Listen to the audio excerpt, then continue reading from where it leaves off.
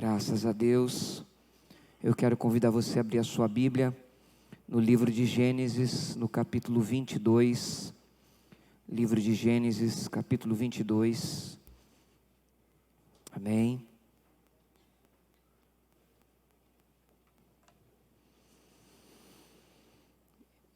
Esse é um texto que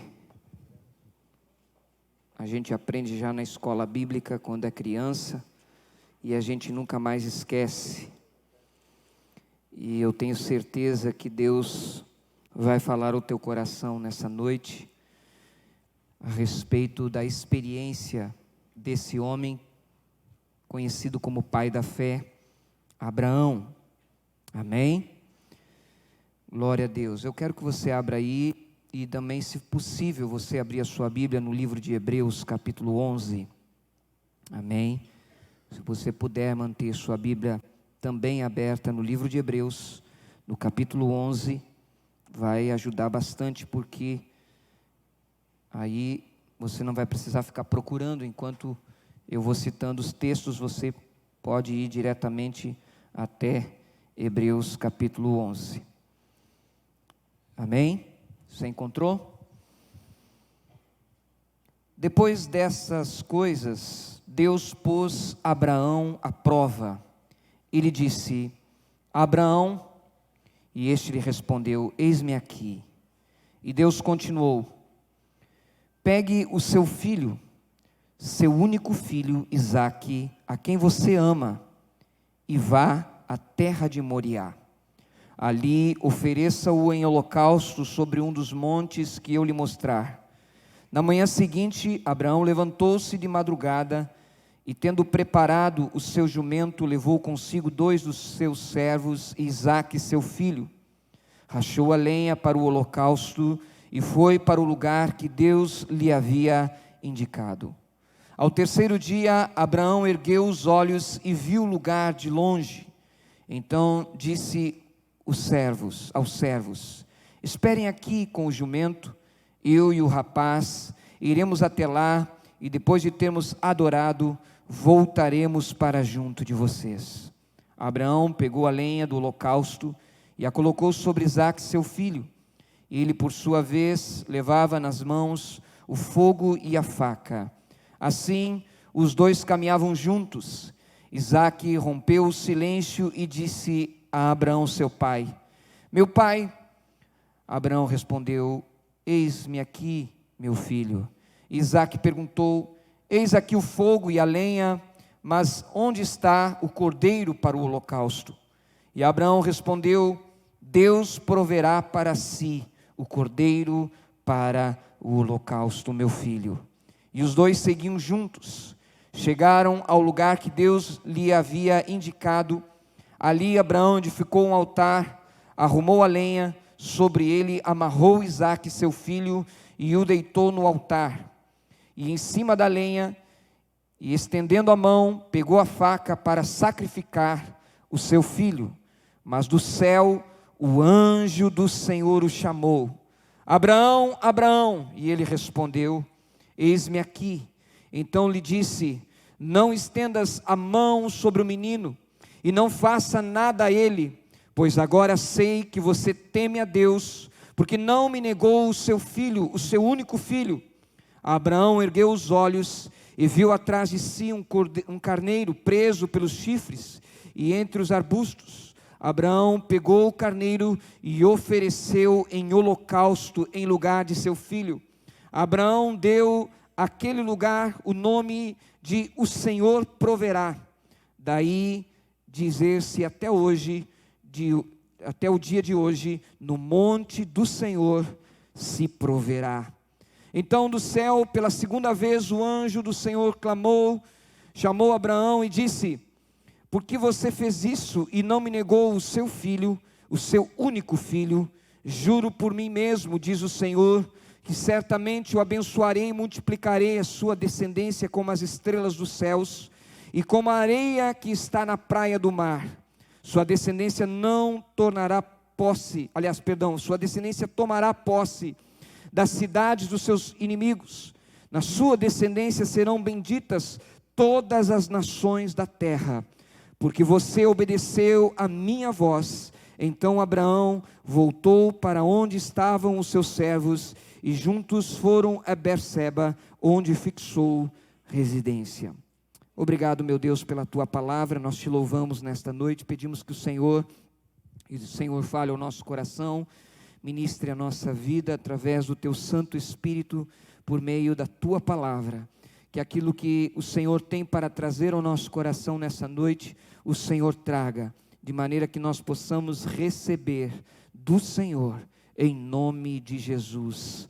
Amém e amém. Graças a Deus. Como eu disse para você, esse é um texto de escola bíblica.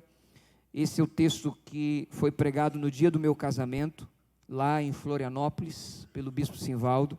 E agora eu estava lendo naquele trecho que diz: no monte do Senhor proverá, haverá provisão, e eu estava me lembrando do dia do meu casamento.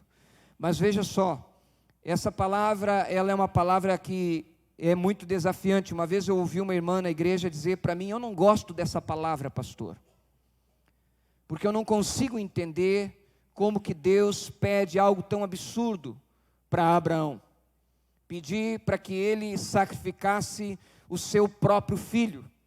E eu respondi para ela: irmã, então a irmã não entendeu a palavra, a irmã não entendeu o texto, a irmã não entendeu o amor de Deus, a irmã não conhece o Senhor. E eu disse isso com base no próprio texto, porque nós estamos falando de um homem chamado Abraão que conhecia o Senhor. E esse desafio só pode se aplicar verdadeiramente na vida daquele que conhece o Senhor. Como nós estamos numa noite de ceia, eu creio que você conhece o Senhor. Amém, amados? Eu creio que você é alguém maduro para entender que muitas vezes Deus nos pede alguma coisa de volta. Quando eu digo de volta, é porque tudo que temos vem de Deus, e é a sua graça que nos tem proporcionado tudo que nós temos.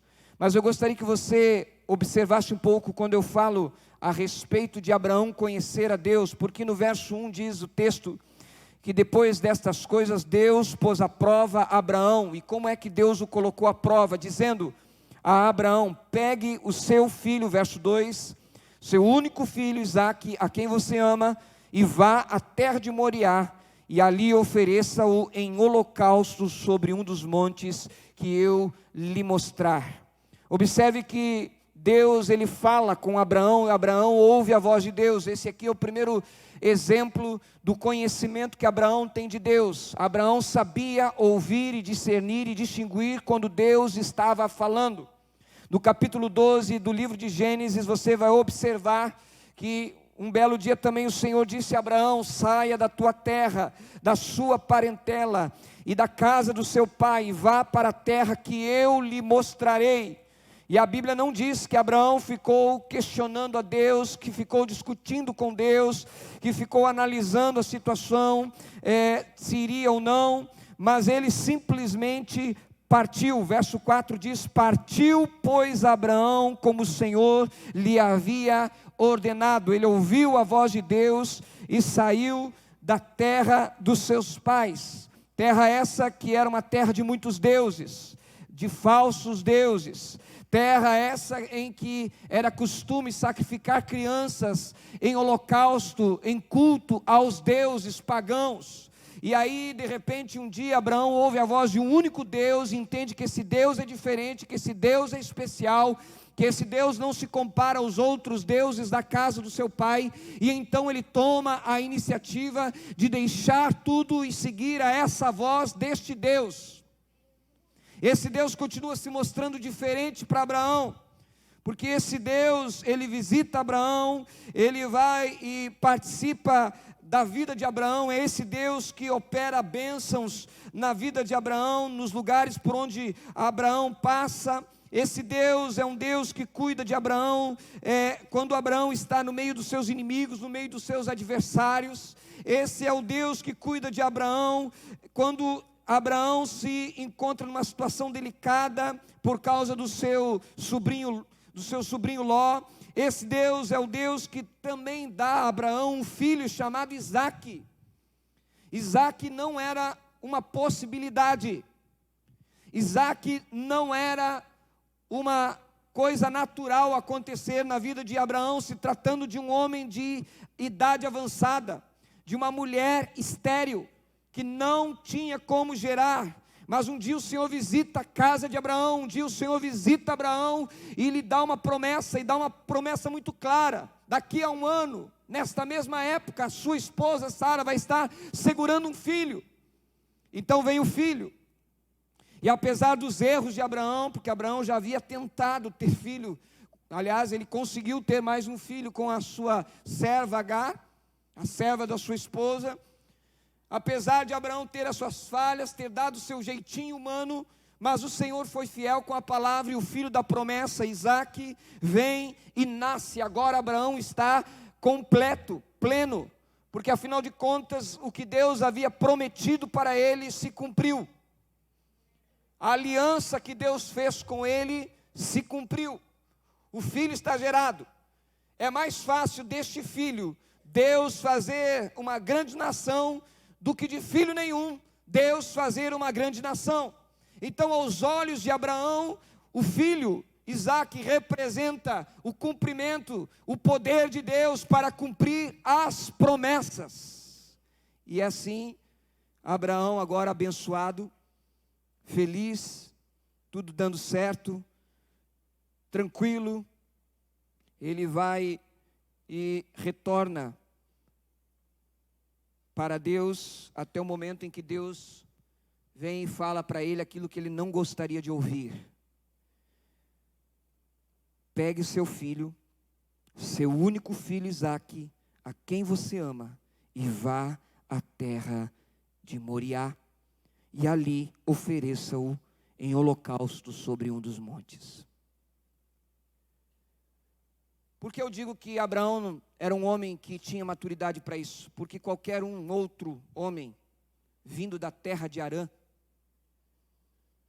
vindo da terra dos seus pais, uma terra pagã de muitos deuses, aonde era costume oferecer sacrifícios de animais, qualquer outro homem poderia dizer: esse Deus não era tão diferente quanto eu imaginei.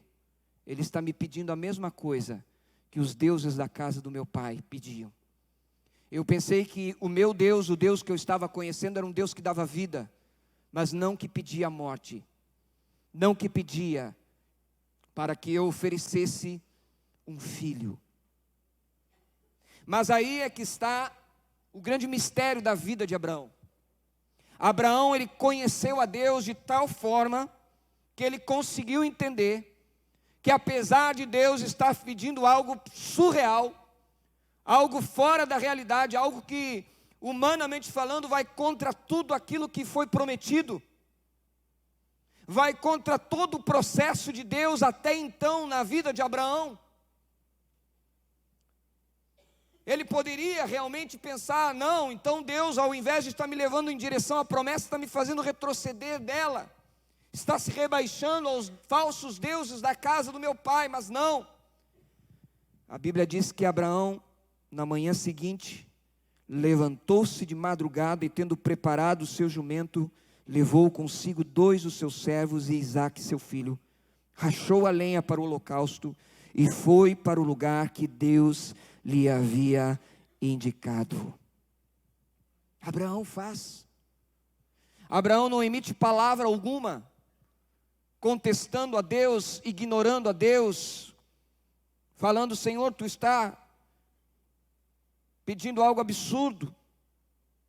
É lógico, Senhor, que eu não vou cumprir isso, porque o Senhor não está,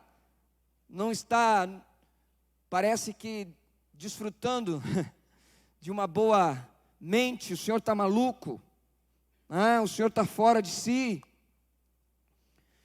Mas a realidade é que Abraão, ele não emite absolutamente nenhum comentário, ele vai e faz exatamente como Deus lhe havia ordenado. Ele pega o seu filho, e ele reúne os materiais para o sacrifício, e ele vai para o monte que Deus havia determinado na terra de Moriá.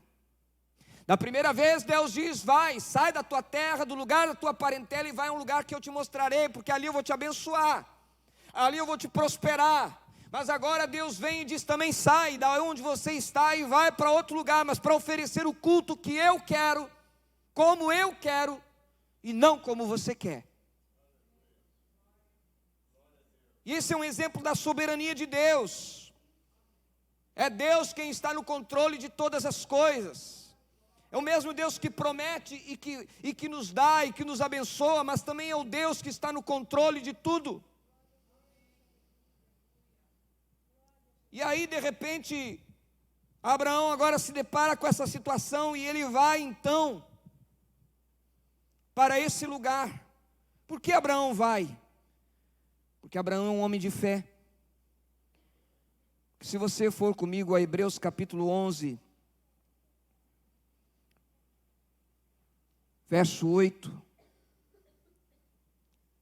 o texto diz: pela fé Abraão, sendo chamado, obedeceu, saindo para um lugar que havia de receber por herança, e saiu sem saber para onde ia. Ele ia para receber uma herança, mas saiu sem saber para onde ia.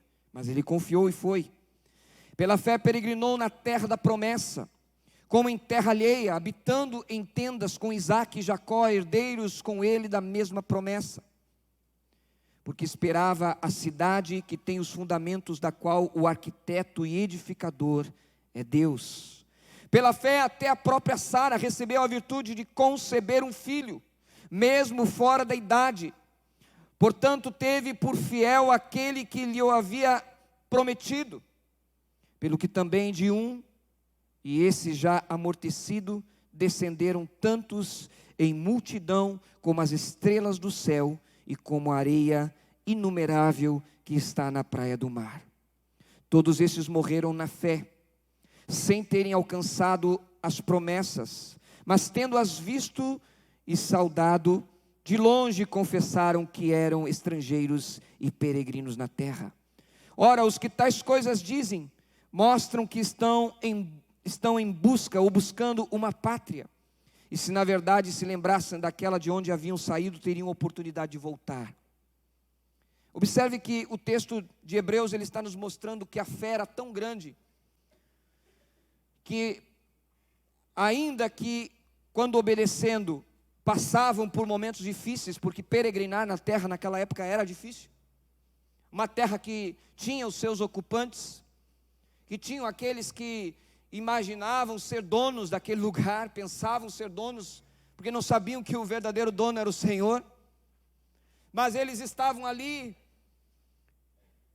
ouvindo uma promessa, uma palavra, e caminhando nessa terra, e vivendo por fé, e tendo essas experiências, e Abraão se torna pai, tem o seu filho, o filho da promessa, e vão desfrutando de tudo isso. Poderiam ter retrocedido, voltado para Harã, mas não fez. Ele perseverou, ele continuou, porque ele era um homem de fé.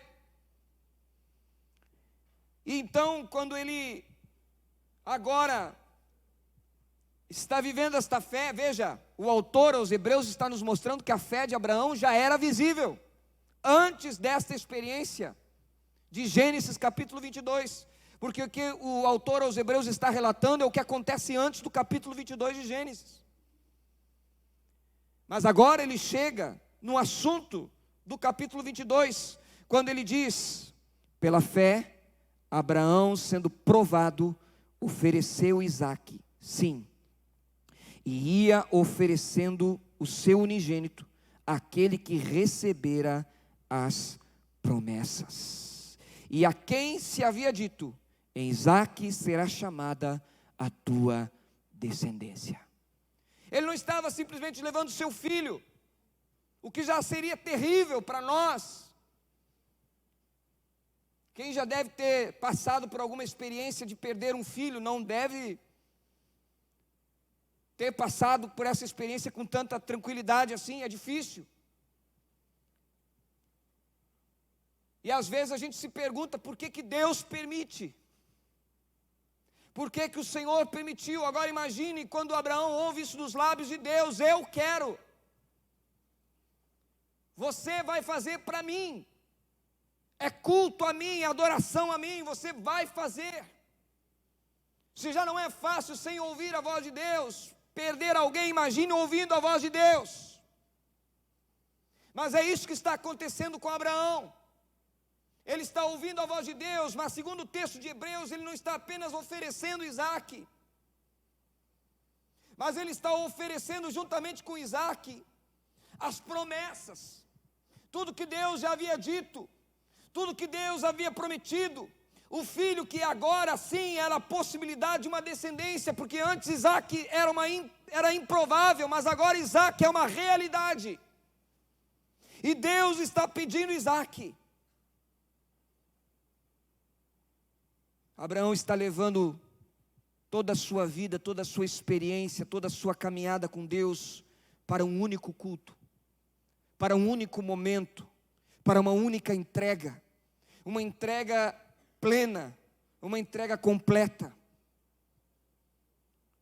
Mas só pode fazer isso quem conhece o Senhor. Porque no verso 19, veja só o que o texto diz que estava no coração de Abraão: julgando que Deus era poderoso para até dos mortos o ressuscitar, e daí também em figura o recobrou. Na verdade ele conhecia Deus, ele continuava pensando: este Deus não é o Deus dos deuses, os falsos deuses da casa dos meus pais. Ele não é mais uma religião, ele não é mais um tipo de experiência, ele não é mais um tipo de caminhada religiosa. Não, este é o Deus verdadeiro, que quando pede algo como isto, ele está tão no controle, ele é tão soberano, ele é tão grande, que se necessário ele vai tornar a trazer a vida. Veja só o entendimento de Deus, o conhecimento de Deus que Abraão tem, é tão tremendo, que então, voltando para Gênesis capítulo 22, a Bíblia diz que no terceiro dia, verso 4, Abraão ergueu os olhos e viu o lugar de longe. Talvez a gente olhasse para aquele lugar e pensasse: lá é o lugar do fim. Abraão olhou para aquele lugar e pensou: lá é o lugar do milagre. Lá é o lugar da visitação. Lá é o lugar onde Deus vai mostrar que Ele é Deus. E então ele vai caminhando para aquele lugar. Ele diz aos servos: vocês fiquem aqui, esperem com o jumento, e o rapaz e eu iremos até lá, e depois de termos adorado, voltaremos para junto de vocês. Depois de termos adorado, depois de estarmos diante do nosso Deus, depois de termos um tempo com o nosso Senhor, nós vamos voltar, porque na verdade Abraão não estava olhando para o monte pensando: é o fim, mas Abraão estava pensando: eu vou ao encontro do meu Deus para ver um grande milagre, uma grande visitação, uma grande mudança, um divisor de águas na minha vida.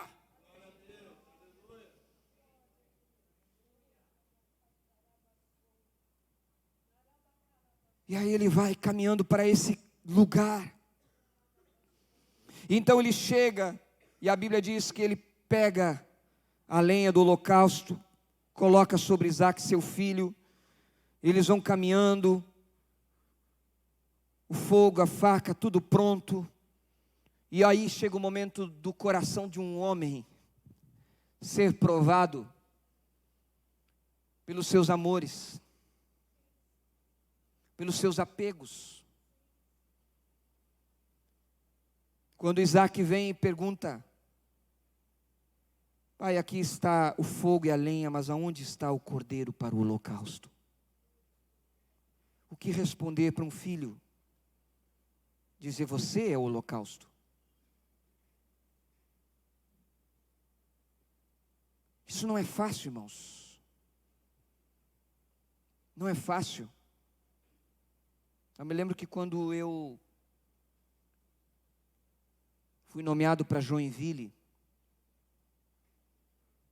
e sairia da casa dos meus pais, e um dia minha mãe, chorando, meu pai virou para ela e disse: você consagrou ele para Deus, você disse que queria um filho para o Senhor, quando foi a sua vez, você foi, Agora chegou o tempo dele. E você entregou para Deus, agora ele vai.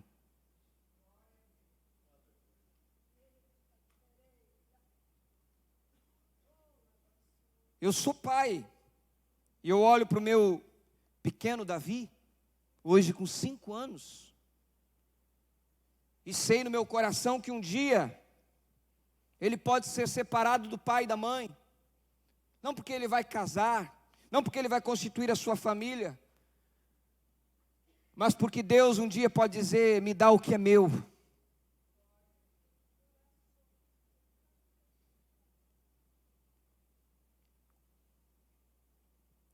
E isso pode se aplicar a muitas áreas da nossa vida. Coisas em que nós nos apegamos, coisas que de alguma maneira nós construímos valores para elas, mas que aos olhos do Senhor, diante do Senhor, perto do Senhor, não se comparam, não se igualam, não se igualam. Eu me lembrei de uma coisa, de um testemunho que eu ouvi de um pastor, não vou citar o nome dele, porque pode escandalizar alguns. Fique tranquilo que não é nenhum dos nós os três aqui. É um pastor que nunca foi pastor dessa igreja também, fique bem tranquilo. É uma pessoa que eu conheci e que ouvi uma pregação e que nunca mais me esqueci. Ele disse que tinha o hábito, pastor Júlio, de gostar de olhar as lutas aquelas, eu acho que é MMA, é isso? E ele disse que virava as madrugadas olhando aquela luta, até ver sangue. Ele disse que tinha uma fascinação por aquele negócio. Ele queria ver sangue. Meu Deus do céu, isso é pastor, pastor? Pois é pastor. Fica tranquilo que o teu pastor aqui não é tão bonzinho assim também não. Antes de você julgar o outro, vamos tirar a trave do meu olho, né? Mas aquele pastor disse que ele gostava de olhar aquilo. Até que um dia, ele disse que a esposa perturbava muito ele, porque não gostava daquilo, repreendia ele, falava para ele. Ela era tipo um Noé da sua geração, pregando dentro da sua casa, pastor Júlio. Para o próprio marido. E ele disse que um dia ele estava olhando as lutas até que o Espírito Santo falou com ele. E o Espírito Santo falou para ele: eu não quero que você olhe mais. Eu não quero que você faça mais isso. Eu não te chamei para isso. Esse não é o lugar para meu filho. E ele então, naquele dia, tomou uma posição diante de Deus e nunca mais olhou aquelas lutas. Às vezes a gente constrói valores, mas eu gosto, eu quero, é bom para mim. Eu sou fã, eu sou torcedor desse time, e se ele joga eu não vou no culto. Está entendendo, pastor? Pastor Wagner, está entendendo, pastor Júlio, que é colorado? Deixa eu achar um gremista aqui para... Está entendendo, pastor Felipe, que é gremista? Não, pastor, mas eu não vou, eu não quero. Pastor, é o meu ídolo. É o Messi, é o Cristiano Ronaldo.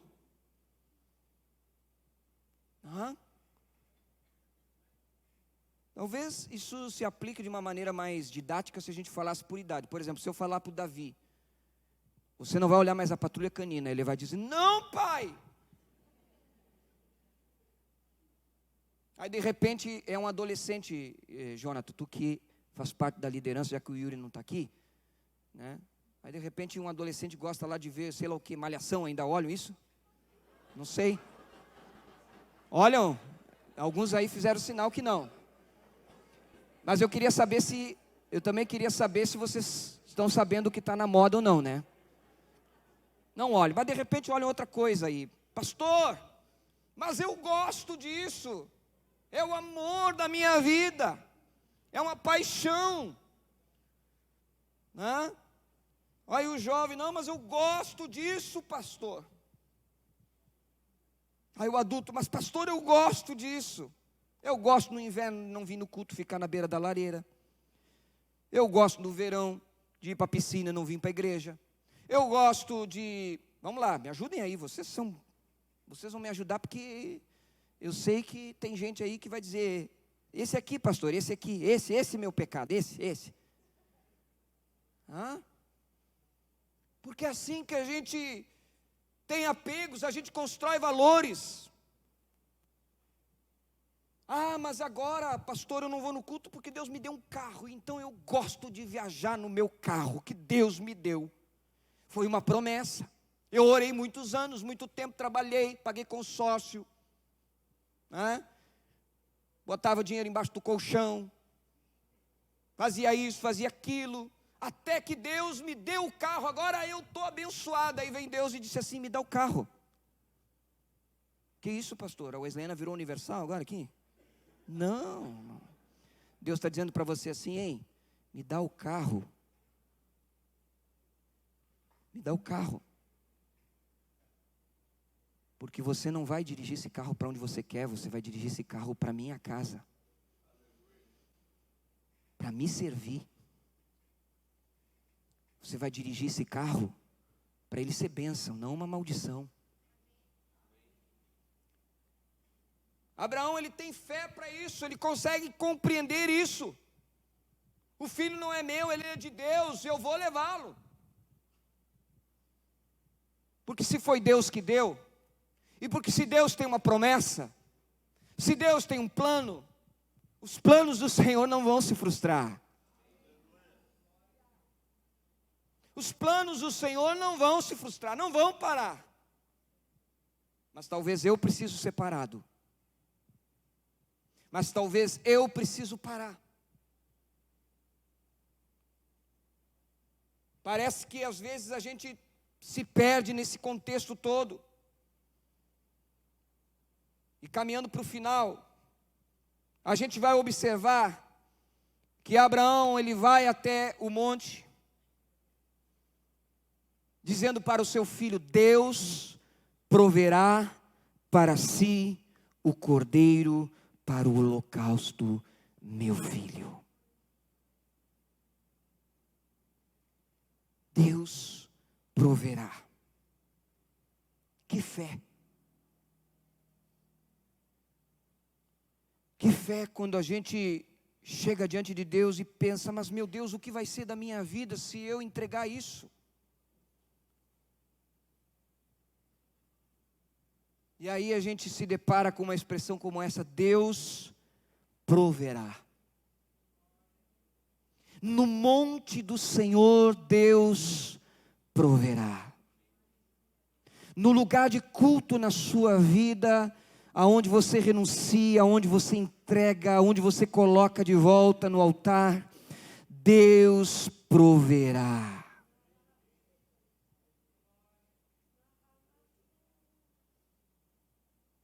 Deus vai fazer sair da onde você menos espera. Deus vai mudar da onde você menos imagina.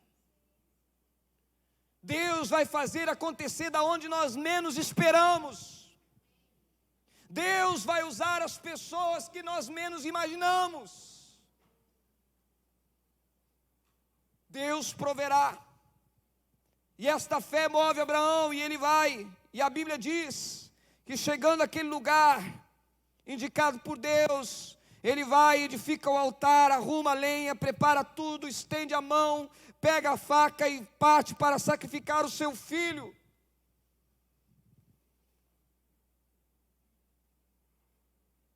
Mas do céu o anjo do Senhor, Jesus no Antigo Testamento. O anjo do Senhor aqui é Jesus no Antigo Testamento. Não é qualquer anjo. Não é. É o Senhor dos exércitos. É o que vai à frente da batalha. É o que vai na frente de todos os outros. Os anjos o seguem, os anjos o adoram. Ele não é qualquer anjo, e este anjo vem especificamente a Abraão. E esse anjo vai e fala com ele e diz: Abraão, Abraão. E mais uma vez ele responde: eis-me aqui. Como filho, só ouve a voz do Senhor para mudar um cenário. Aquele que ouve e reconhece a voz de Deus e se submete a ela e diz: eis-me aqui. Eis-me aqui, seja como tu queres. Eis-me aqui, seja como tu mandares. Eis-me aqui, seja como o Senhor fizer. Seja feita a tua vontade. Ainda que esta vontade fosse: Abraão, faça, vá até o fim. Mas quando ele ouve a voz do Senhor, foi: não estenda a mão sobre o menino, e não faça nada a ele, porque agora eu sei que você teme a Deus. Teme a Deus. E Abraão ergueu os olhos e viu atrás de si um carneiro preso pelos chifres, entre os arbustos. E ele então pega aquele carneiro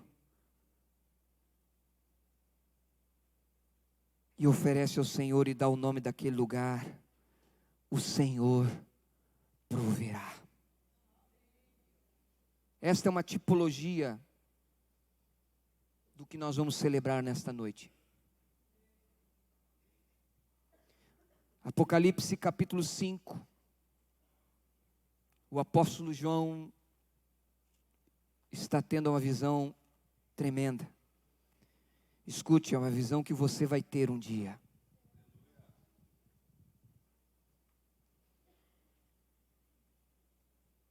E ele diz assim, a partir do verso 1: vi na mão direita daquele que estava sentado no trono um livro em forma de rolo, escrito por dentro e por fora, e selado com 7 selos. Vi também um anjo forte que proclamava com voz forte: quem é digno de quebrar os selos e abrir o livro? Ora, nem no céu, nem sobre a terra, nem mesmo ninguém podia nem mesmo olhar para o livro. Verso 4: e eu chorava muito, porque ninguém foi achado digno de abrir o livro, nem mesmo de olhar para ele. Então um dos anciões me disse: não chore, eis que o leão da tribo de Judá, a raiz de Davi, venceu para quebrar os 7 selos e abrir o livro. E então eu vi no trono, no meio do trono, dos 4 seres viventes e entre os anciões em pé, um cordeiro, que parecia que tinha sido morto. Cordeiro. Verso 7: o cordeiro foi e pegou o livro da mão direita daquele que estava sentado no trono. E quando ele pegou o livro, os 4 seres viventes e os 24 anciões se prostraram diante do cordeiro, tendo cada um deles uma harpa e taças de ouro cheias de incenso, e são as orações dos santos, e cantavam um cântico novo, dizendo: digno és de pegar o livro e de quebrar os selos, porque foste morto, e com teu sangue compraste para Deus os que procedem de toda tribo, língua, povo e nação. A semelhança, pastor, a semelhança é que Abraão temeu a Deus, mas não precisou sacrificar seu filho. Deus poupou o coração de um pai. Deus poupou o coração de Abraão, porque simplesmente o coração de Abraão já era temente. Porque simplesmente o coração de Abraão já era adorador, porque simplesmente o coração de Abraão já estava voltado para o Senhor. Já tinha fé. Mas Deus, sendo perfeito,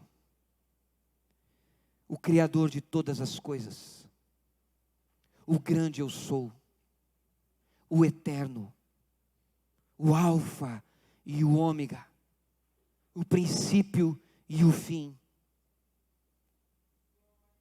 não poupou o seu coração,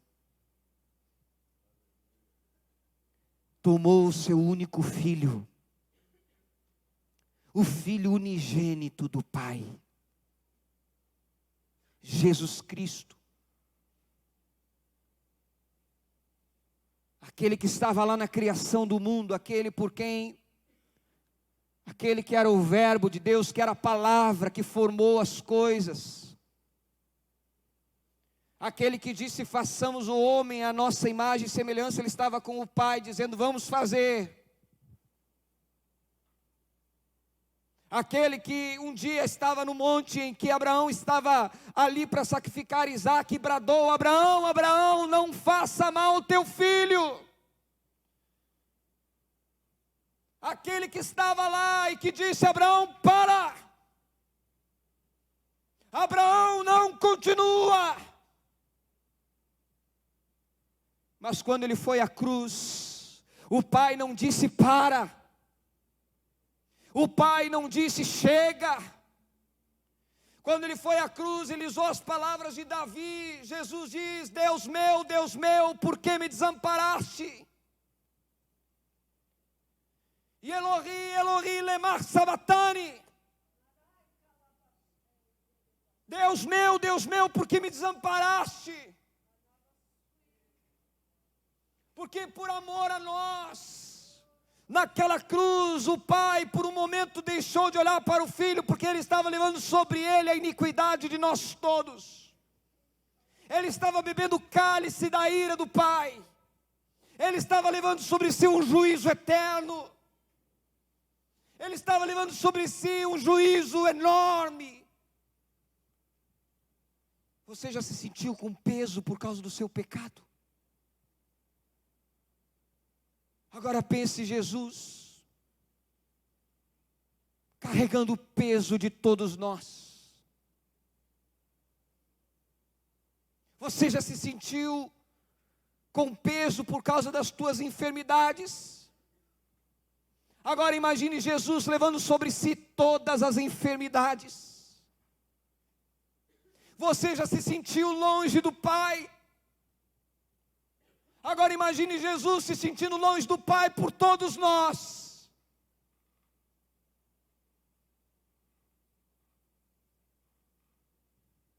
Mas Ele disse: está consumado.